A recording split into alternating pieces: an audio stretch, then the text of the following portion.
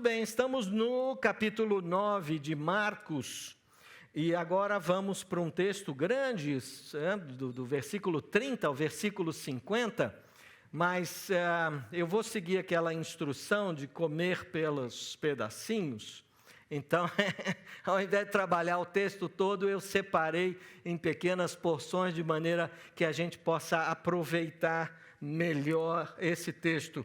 E fiquei pensando sobre um título e, enfim, com tudo que eu tirei do texto, eu penso que valores do reino é uma boa chamada para esse pedaço do Evangelho de Marcos que nós vamos estudar hoje.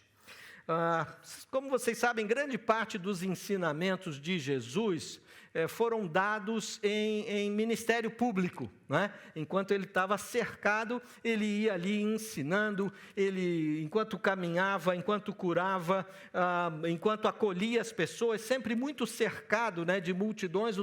Os textos dos evangelhos falam sobre isso muitas vezes, né?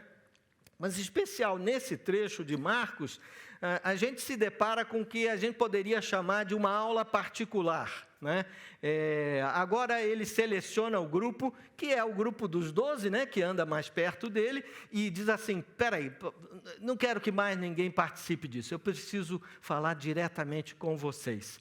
E então nos deparamos com esse grupo restrito, em que Jesus pede para não ter mais plateia.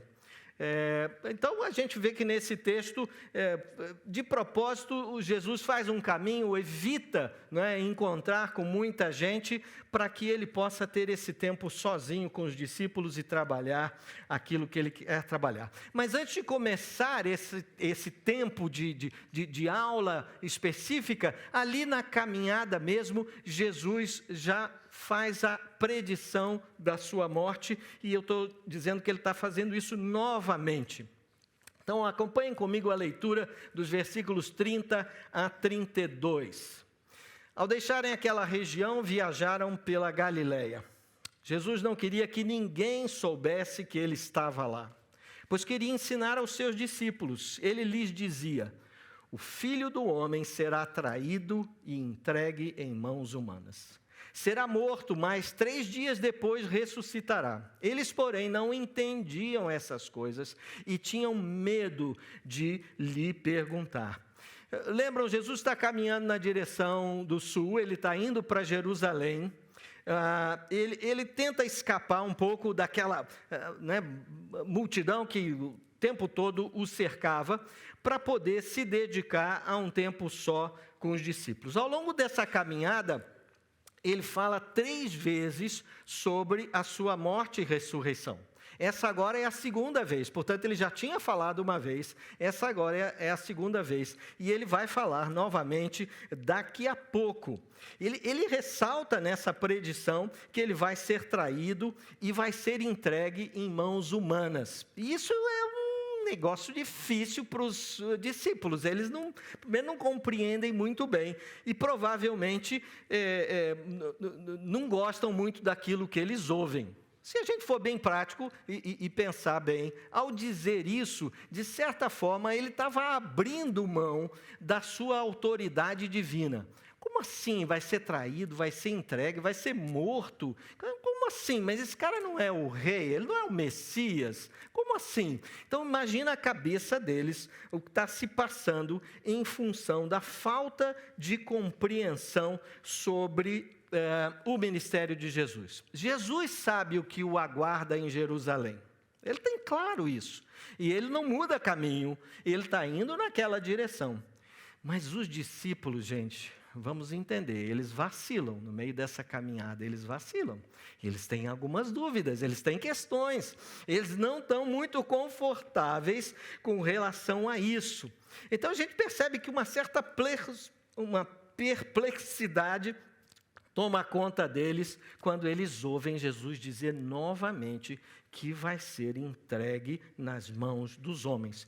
E até porque, vamos imaginar, pela prática deles de vida, enfim, a experiência, eles estão imaginando o quê? Bom, peraí, quem tem poder tem o comando, né? Quem está por cima normalmente subjuga os demais. E aqui Jesus está dizendo, eu sou o rei, eu sou o Messias, mas eu vou ser entregue, eles vão fazer comigo o que quiserem. Então imagina na cabeça deles o que está acontecendo quando eles ouvem isso. Mas não podemos perder de vista que ser entregue nas mãos de Deus, nas mãos dos homens, é a vontade de Deus. Está dentro do plano soberano de Deus. Talvez naquele momento fosse pouco compreensível, mas hoje nós podemos dar graças por isso. Porque não fosse assim, nós não teríamos o que celebrar nessa manhã. Nós não teríamos esperança sobre vida eterna, nós não teríamos vida nova, nós não teríamos o que testemunhar. É porque Jesus decidiu cumprir o plano de Deus, que podemos nos juntar aqui e cultuá-lo, né, e dar graças por isso. Acho que fiquei pensando aqui, né, imaginando a situação ali. Então, os discípulos ouvindo isso na caminhada, cada um com a sua experiência, talvez passasse pela cabeça deles que, peraí, Jesus ainda vai mudar esse plano, ele ainda vai dar um cavalo de pau nessa história aqui, vai mudar tudo, e a gente quando chegar em Jerusalém, amigo, quando chegar em Jerusalém é o seguinte, aí o homem vai fazer valer o poder que ele tem, a gente está vendo o que ele tem feito aqui. Então, quando ele chegar em Jerusalém, aqueles caras lá que se preparem, porque, olha, vai ter pouco romano para enfrentá-lo. Mas eu ressalto aqui um comentário que eu li, um comentário a respeito do Evangelho de Marcos, feito pelo reverendo Hernandes Dias Lopes, que muitos de vocês conhecem, e ele faz a seguinte colocação. Jesus não morreu como um mártir, ele se entregou. E a cruz não foi uma surpresa, antes foi uma agenda. Havia um plano.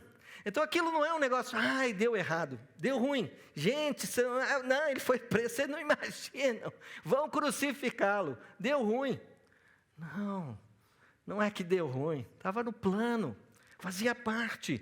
E Jesus realmente se entrega, se deixa levar. De maneira que naquela hora, ele não pensa nele, mas ele pensa em mim, ele pensa em você. E a partir daqui eu começo a separar o texto, de maneira que eu selecionei nesses versículos 4 grandes lições. E eu queria começar com essa primeira lição, entre os versículos 33 e 37. Imagina a cena, Jesus agora, eles vão chegar numa casa em Cafarnaum, provavelmente todo mundo tomou banho, comeu alguma coisa, né? Está todo mundo descansado agora da caminhada, e Jesus diz, opa, galerinha, senta aqui, vamos ter uma conversa aqui, preciso passar umas coisas para vocês. Né? E aí os caras estão sentados. Veja o que diz o texto. Depois de chegarem a Cafarnaum e se acomodaram numa casa, Jesus perguntou a seus discípulos, sobre o que vocês discutiam no caminho? E eles não responderam, pois tinham discutido sobre qual deles era o maior. Jesus se sentou, chamou os 12 e disse, olha só, quem quiser ser o primeiro, que se torne o último e seja servo de todos.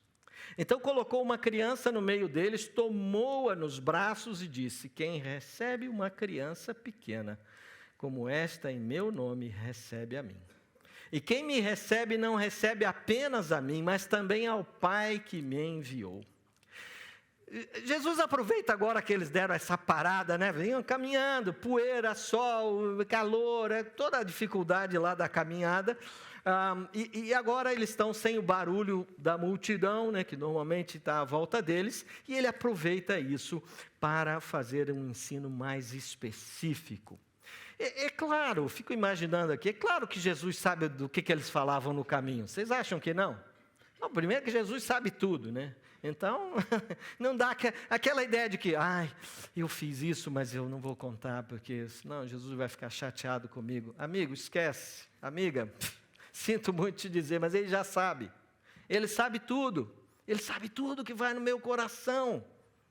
Diz que antes da palavra chegar na minha boca, Deus já sabe. Cara, não dá para esconder nada. Mas Jesus aqui está trabalhando com eles, né?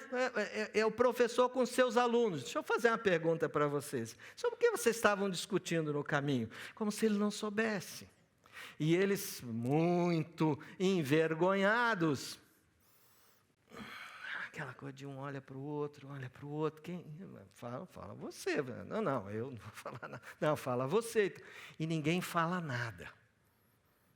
Mas como Jesus já sabia, então Jesus começa então a argumentar com eles. O texto fala que eles ficam em silêncio, muito provavelmente com vergonha.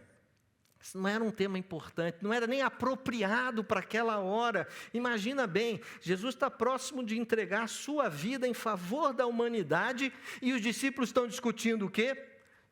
Quem é o maior aqui? Vamos ver. Quem que é o grande aqui entre nós? Quem é o manda-chuva aqui entre nós? Veja que eles estão na contramão. Jesus está indo numa outra direção. Os caras estão discutindo quem é o maior entre eles.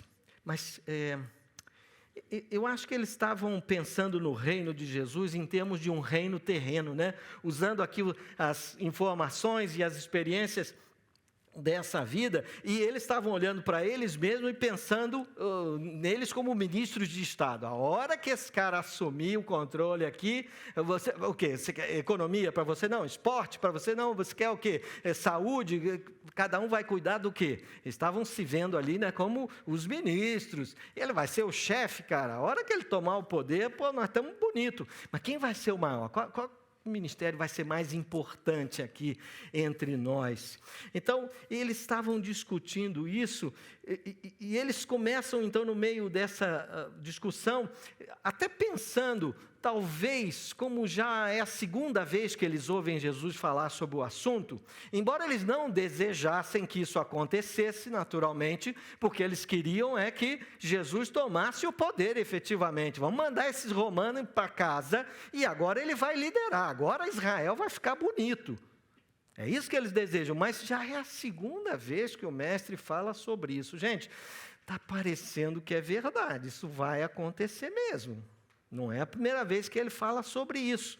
Então, eles começam a imaginar, aqui é elucubração minha, não está no texto, né? Mas, tá bom, e quando o mestre não estiver mais aqui, como é que vai ser? Quem é que vai liderar? Vai morrer a igreja? Acabou? Então, esse projeto para aqui, quando ele morrer? Como é que nós vamos nos organizar? Quem vai ser o chefe? Quem vai ser o líder? Quem vai estar à frente disso? Então, num certo sentido, até estavam pensando de maneira positiva essa questão, mas eles estão com o valor errado, com a visão trocada. Eles estão pensando ainda que quem tem poder é servido pelos demais. Quem tem poder é servido pelos demais. Mas aqui, Jesus está falando do reino de Deus. E no reino de Deus a lógica é outra. Você tem que sair da caixinha e pensar diferente. Não é confortável, posso te dizer, não é confortável. Porque todos nós almejamos essa posição de poder. Não, se eu não for presidente, não me interessa. Eu quero ser o diretor, eu quero ser o líder, eu quero estar à frente do projeto, eu quero comandar. O meu negócio é estar na liderança. E eu quero um monte de gente me servindo. Nós somos meio que preparados para isso, é assim a nossa cultura. Mas no reino de Deus não é assim. Quem quiser ser o primeiro, que se torne o último e seja servo de todos, foram as palavras de Jesus. Uau, que banho de água fria na cabeça daqueles caras, eles não estavam esperando por isso. Como assim, Senhor? O que o Senhor está falando para a gente? E Jesus deixa claro que a essência da grandeza estava em fazer ações de serviço aos outros. E mesmo que os outros sejam pessoas consideradas insignificantes na sociedade. Veja que não é muito difícil eu querer fazer alguma coisa bacana para alguém que eu gosto muito, ou para alguém que é importante, para alguém que tem uma boa posição, porque num certo sentido vai até um conceitozinho de fazer uma média, de ficar bem na fita com aquela pessoa. Mas quando é alguém cuja própria sociedade já trata como com pouca importância, parece que o nosso esforço diminui significativamente. Pensa comigo se não é assim. Me pedirem para fazer alguma coisa para o chefe, eu na hora, deixa comigo. Opa, está na mão. Mas me pediram para fazer alguma coisa para aquele funcionáriozinho simplesinho, lá daquela areazinha, sem importância, Ai, já me dá uma canseira, já é tão difícil me preocupar com aquela pessoa. Gente, é sobre isso que Jesus está falando. E aí ele pega uma criança, traz para o meio deles e põe no colo. E o que é que ele diz? Quem recebe uma criança pequena como esta em meu nome e recebe, recebe a mim. E quem me recebe não recebe apenas a mim, mas também ao Pai que me enviou. Portanto, essa é a primeira lição que eu vejo aqui Jesus dando para os discípulos nesse tempo de encontro particular com eles. Quem é importante? Você quer ser importante no reino? Então sirva. Faça, porque aqui ele usa a criança, talvez fosse o exemplo mais próximo, naquela cultura e naquele tempo, as crianças tinham pouca importância. Não havia estatuto da criança, como você sabe, né? Não estava disponível ainda, e as crianças passavam a ganhar importância quando elas chegavam numa idade que elas iam estudar, que elas iam começar a ser preparadas. Aí a sociedade começava a reconhecê-las. Até então, elas não tinham qualquer importância. Essa coisa de, vamos ouvir o que as crianças pensam, pergunta o que as crianças querem. Amigo, não existia isso. As crianças tinham pouca importância na sociedade de então, naquela época, naquela cultura, né, particularmente. Então, Jesus usa isso como exemplo, mas ele não está se referindo apenas às crianças, ele está falando de qualquer pessoa com pouca importância na sociedade. E ele diz assim, quando você faz a elas, você faz a mim. E quando você faz pensando em mim, você está fazendo para o Pai que me enviou. Essa é a nossa chamada aqui na primeira lição. E fiquei pensando também que é importante a gente imaginar serviços aos outros, não apenas como as funções que eventualmente a gente tem aqui na igreja. Mas, Cláudio, eu já tenho um cargo aqui, eu já sou o responsável por XPTO e coisa e tal, e já faço isso ou aquilo. Não é sobre isso que Jesus está falando. O que Jesus está falando é, tem gente com alguma necessidade perto de você? Não importa se ele é alguém da alta sociedade, do governo, que está na mídia, o que for, ou se é um simples funcionário, não importa. Tem alguém passando por alguma necessidade? Então nós somos desafiados a colocar nossas habilidades e recursos materiais para abençoar essas pessoas. É isso que é servir os outros. Não interessa o cargo, a função que eventualmente eu já exerço na igreja. Não é disso que Jesus está falando. É serviço efetivamente. Então essa é a primeira lição. Mas a conversa continua, não acabou aí não. E agora nos versículos 38 a 40, nós vamos ver que no reino de Deus não há lugar para intolerância exclusivista. Olha o que acontece. Muito provavelmente, o assunto estava meio pesado, né? A conversa Jesus estava pegando firme com eles, não estava de brincadeira, não. Então, João sai com uma assim, Jesus, lembrei do negócio aqui, pera um pouquinho aqui, deixa eu te contar um negócio que aconteceu. Provavelmente para mudar de assunto, né? Estava difícil aquela conversa lá, e aí João diz a Jesus assim, mestre, sabe o que aconteceu? Nós vimos alguém usar o seu nome para expulsar demônios. Veja, não tem nada a ver com outro assunto. Tinha nada a ver com isso. Muito provavelmente, então, ele estava querendo distrair, né, a conversa. nós vimos alguém usar seu nome para expulsar demônios, e nós o proibimos, pois ele não era do nosso grupo. Jesus responde imediatamente: não o proíbam. Ninguém que faça milagres em meu nome falará mal de mim a seguir. Quem não é contra nós é a favor de nós. João pediu a palavra para o professor, achando que, vou contar uma legal aqui que nós fizemos, e ele, vai dar aquela elogiada, vou ficar bonito aqui diante dos meus colegas aqui, né? Deixa eu te contar uma coisa que nós fizemos. Olha só, nós nos deparamos com um cara, no teu nome, mas não faz parte da nossa turma, ele não é da nossa galera, ele não está matriculado aqui na escola bíblica, não frequenta nenhum dos nossos pequenos grupos, nem membro da CB Moema, esse cara é, Que isso? Mas estava expulsando no teu nome. Então a gente proibiu esse cara, mandou ele parar com isso. E Jesus diz: ei, vocês estão malucos? Ei, que bobagem. Não importa que ele não é do nosso grupo, não importa que ele não faz parte da nossa membresia, não importa que ele não frequenta nossa escola bíblica. Porque quem não é contra nós é a favor de nós. João pensa que qualquer pessoa fora do grupo deles não deveria ter autorização para falar em nome de Jesus. E aí Jesus, de leve, dá esse toquezinho dizendo: ei, tem mais coisa além do grupo de vocês. Está acontecendo muita coisa além do grupo de vocês. Não fiquem presos a isso, sabe? A sua comunidade, o seu pequeno grupo, a sua denominação, até poderia falar isso, a sua denominação, você acha, não, só nós. Corre aí uma brincadeira, né? Lógico que é uma piada, mas tem fundo de verdade, né? Seriedade. Mas corre aí uma piada que batistas dizem que só eles vão para o céu, né? Não tem? Você já ouviu isso? Os batistas dizem que só eles vão para o céu. Que é isso? Que ingenuidade imaginar que só aqui entre nós há cristãos sérios. O que Jesus está falando é: gente, olha só, não fica preso na sua turminha.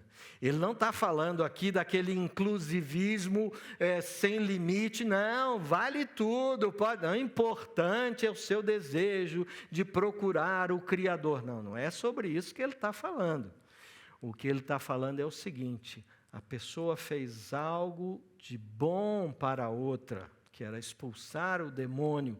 E para fazer isso, usou o nome de Jesus, ou seja, ele fez da maneira correta, ele fez uma coisa boa da maneira correta, usando o nome de Jesus. O que tem de errado nisso? É isso que Jesus está dizendo. Então, larga um pouco as fronteiras, não fica limitado, achando que só na sua turminha é que tem crente sério. Se não lê como eu leio, se não usa a versão que eu uso, se não... Sabe, esse tipo de coisa não vai nos levar a lugar nenhum. Então é uma intolerância exclusivista que não adianta. E eu faço uma citação aqui de um estudioso, um professor já falecido, inclusive, que é o professor Hurtado, que ele faz essa observação. Ele diz assim: a questão é se alguém que não se identifica com os 12 pode ser um verdadeiro discípulo de Jesus e ministrar em seu nome, considerando que a resposta do próprio Jesus é no sentido de se aceitar quem diz ser seu seguidor, a não ser que haja verdadeira razão para se pensar de outra maneira.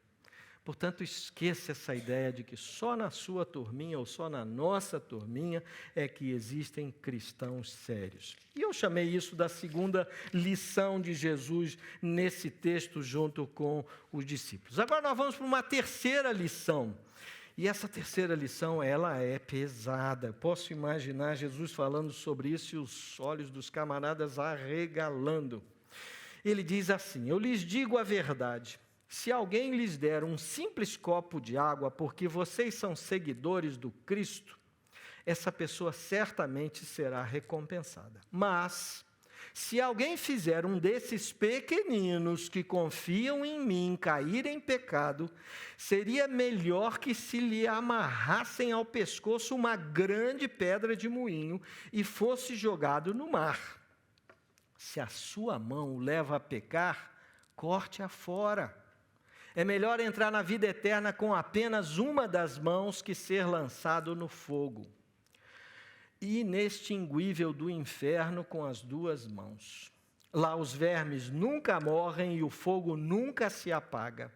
Se o seu pé o leva a pecar, corte-o fora. É melhor entrar na vida eterna com apenas um pé que ser lançado no inferno com os dois pés, porque lá os vermes nunca morrem e o fogo nunca se apaga. E se o seu olho o leva a pecar, lance-o fora. É melhor entrar no reino de Deus com apenas um dos olhos, que ter os dois olhos e ser lançado no inferno. Lá os vermes nunca morrem e o fogo nunca se apaga. Uia, essa lição é dura, essa daí pegou. Imagino gente levantando, pedindo para ir ao banheiro, dá um tempo. Senhor, peraí, eu preciso respirar um pouco. Essa lição pegou, essa agora ficou muito pesada. Eu vejo, tiro daqui, que nessa terceira lição, Jesus está enfatizando, primeiro que até um pequeno ato, veja que ele começa mencionando ali o copo de água, né? Que coisa mais simples que poderia haver. Aliás, tem uma discussão aí na cidade, se os restaurantes deveriam ou não dar água de graça, né, para os clientes. Houve uma lei, depois a lei caiu, agora voltou a discutir o assunto, né? Porque é o mínimo do serviço que a gente considera para uma outra pessoa oferecer um copo d'água, né? O cara passa na rua e chega, quer um copo d'água? Isso é o mínimo de serviço. E Jesus fala que esse ato de serviço feito para uma outra pessoa não seria desconsiderado por Deus. Deus não deixaria de ver isso, de considerar isso. Mas na sequência, ele começa a adverti-los sobre não fazerem tropeçar qualquer irmão, e ele fala de um desses pequeninos. Lembra que ele usou a criança como exemplo? É sobre isso que ele está falando. Um desses irmãozinhos que a gente acha meio invisível, sabe? Aquele cara que quase não aparece, ele é muito simples, ele tem um papel muito simples na sociedade. E Jesus está falando assim, olha, se pegar um desses caras e fizer tropeçar, em vez disso, seria melhor que se amarrasse uma pedra no pescoço desse cara. Ele não está falando de pedrinha, não, né? Essa pedra do moinho precisava de um animal para puxá-la, para você ter uma ideia do tamanho dessa pedra, né? Era melhor amarrar uma dessa no pescoço e jogar o camarada no mar. Não sei nem quantos segundos isso demora, mas é rapidinho, é pá e bola, já foi, né? Porque isso seria digno de um grande castigo. Fazer um dos pequeninos, né, tropeçar na vida cristã. E a essa ordem deles zelarem para não fazerem tropeçar outros irmãos, aí Jesus acrescenta, e não é só isso, tem mais. Sejam inflexíveis com relação às tentações em suas próprias vidas. Aí é que fica mais difícil ainda. Se aquela pedra já era pesada, agora ficou mais pesado. Porque, vamos pensar, ao dizer que o órgão que nos atrapalha, o órgão do corpo humano que nos atrapalha, que nos leva a pecar, seja cortado e jogado fora, é claro, gente, é claro, que não fique qualquer dúvida aqui. Jesus não está sugerindo a automutilação. Não é essa a ideia. Né? Ele está usando isso como exemplo, mas não é essa a ideia. Ele não está dizendo para você, de fato, cortar a sua mão, o seu pé, o seu olho, o que for. O que ele está ensinando é, corte fora qualquer coisa que te impeça de participar plenamente do reino de Deus. É isso que ele está falando. Joga fora, evite, afaste, abandone, tire da sua agenda, retire da sua lista de hábitos, deixe de fazer. É isso que ele está falando. Cara, o que te leva a pecar? O que te leva a não viver de maneira a agradar a Deus? Tira fora isso, corta isso. Joga fora isso. E olha, vamos ficar atentos, essa erradicação pode ser uma intervenção dolorosa, embora não seja física de fato, né, como as palavras de Jesus, mas pode ser uma intervenção dolorosa, quase como se fosse a própria amputação de um membro do nosso corpo. O reino de Deus é um reino de santidade. E aqueles que vivem na prática do pecado jamais poderão entrar nele. Por isso, tudo que se constitui tropeço no caminho da santidade deve ser radicalmente removido. Interessante a gente notar essas três figuras, né, que Jesus usa, esses três exemplos que ele dá. Ele fala da mão, do pé e do olho. Então, sobre o que ele está falando? Sobre o que nós vemos, sobre o que nós fazemos e sobre onde vamos. Não é isso? Mão, pé e olho. O que fazemos, o que vemos e aonde vamos. E um dos comentaristas que eu li diz o seguinte a respeito desse trecho. A mão simboliza a nossa maneira de fazer as coisas. O pé representa nosso caminhar pelo mundo. E o olho é a figura de todos os desejos que surgem do coração. Então, dessa maneira, Jesus praticamente cobre tudo, né? Cobre tudo. O que fazemos, o que vemos, aonde vamos. Alguma dessas coisas me atrapalha, me tira da comunhão, me atrapalha na relação íntima com Deus. Eu devo jogar isso fora. O reino de Deus exige renúncias. E agora, no final do texto ali, nos últimos versículos, vemos Jesus falando sobre o fogo que nunca se apaga e os vermes que nunca morrem. É uma expressão pesada. Na verdade, essa expressão é retirada lá do profeta Isaías, capítulo 66, já fala sobre isso. Né? E aqui, então, é mencionado, e tem a ver também com o chamado Vale de Rinom. Era uma região situada próxima da cidade de Jerusalém, passou por alguns eventos, mas o mais importante aqui para a gente saber é que foi transformado no lixão da cidade. Essa região foi transformada no lixão da cidade. Todo o lixo da cidade era jogado naquele lugar. Portanto, havia um fogo ali que nunca se apagava. Como vocês sabem, os lixões usam fogo para consumir os detritos e reduzir, né, o volume deles. E, naturalmente, como lixo, havia vermes o tempo todo ali, vermes que nunca morriam. Então, pegando lá o texto de Isaías, mas também usando essa imagem, porque no pensamento judeu esse vale havia se tornado um símbolo do lugar do castigo eterno. E é isso que Jesus está falando. Aqueles que não observarem as lições e não consertarem aquilo que precisa ser consertado, para estabelecer uma verdadeira relação discípulo-mestre com Jesus, experimentarão um lugar onde o fogo nunca se apaga e os vermes nunca morrem. Esse lugar vai ser terrível, eu não quero estar lá. E aí nós vamos para uma quarta e última lição. Prometo que estou terminando. E essa lição fala sobre o fogo e o sal. O mesmo fogo que na lição anterior tem a ver com castigo eterno, como essa descrição que foi feita ali do Vale do Rinom, no caso aqui é um fogo diferente. Tem a ver com expurgação, com limpeza. É um fogo através do qual faz brotar a fé autêntica do indivíduo e de cada um de nós. É o fogo das duras provas que sobrevém a todos quantos decidem viver de maneira a agradar a Deus. É um fogo que afere e que purifica. Esse é o fogo está na vida de cada um de nós. Quando decidimos seguir a Jesus, podemos esperar. Vem fogo aí. Tem uns que dizem que é o fogo amigo, né? Aquela ideia do fogo amigo. Mas vem um fogo aí, que não é um fogo para consumir, é um fogo para purificar. É um fogo para provar não é?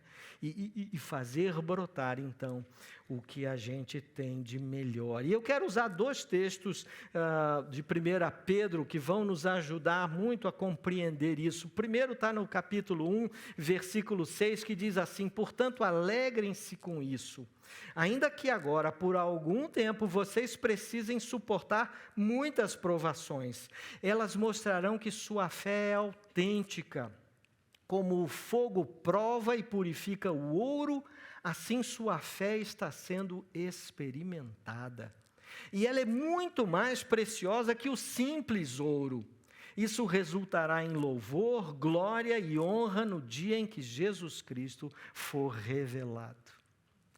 E também ainda 1 Pedro capítulo 4 agora, versículos 12 e 13, que diz assim: amados, não se surpreendam com as provações de fogo ardente, pelas quais estão passando. Meu irmão, você está passando por alguma prova de fogo, aquela difícil mesmo, que está ardendo, está queimando, está dura de encarar, não se surpreendam, como se algo estranho lhes estivesse acontecendo. Pelo contrário, alegrem-se muito, pois essas provações os tornam participantes dos sofrimentos de Cristo, a fim de que tenham a maravilhosa alegria de ver sua glória quando ela for revelada. Eu sei, ninguém gosta de passar por um momento de dificuldade. Eu também não gosto. Mas não podemos perder de vista. Não se surpreendam com as provações de fogo. Somos provados pelo fogo das dificuldades, dos desafios. E essas provas nos tornam participantes dos sofrimentos de Cristo. Mas Jesus também nessa lição, além do fogo, fala sobre o sal.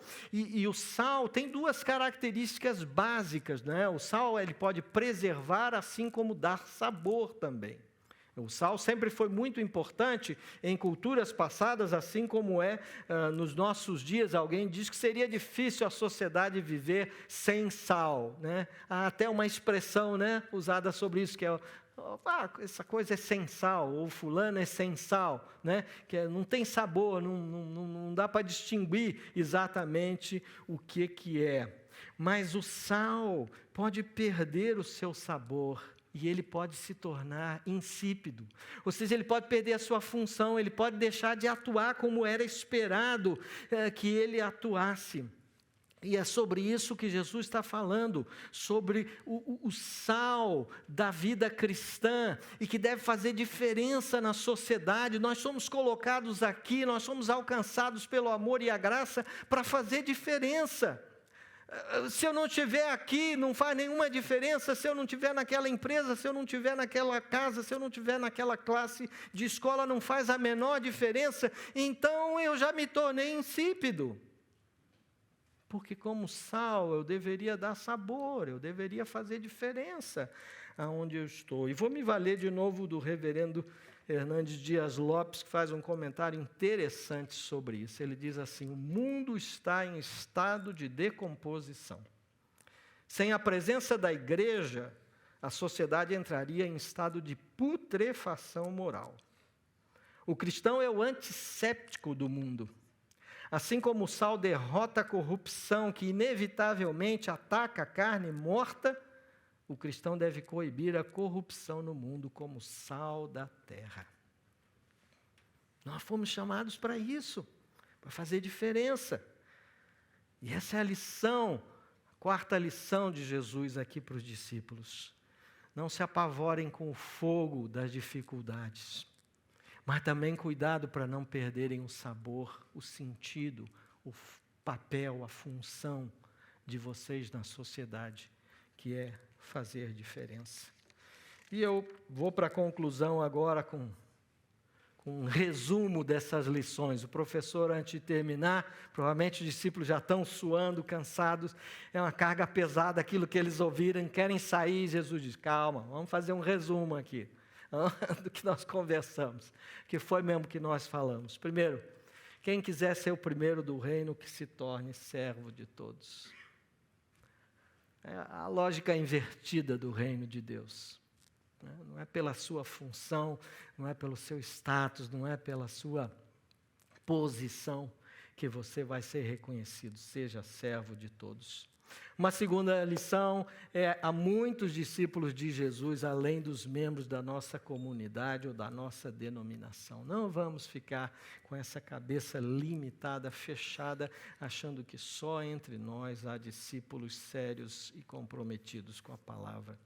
Em terceiro lugar, jogue fora tudo que se constitui em tropeço na busca pela santidade. Você quer agradar a Deus, identifica o que é que está te atrapalhando, o que é que você vê, o que é que você faz e aonde você vai, que atrapalha a manutenção da sua boa comunhão com Deus, e joga isso fora.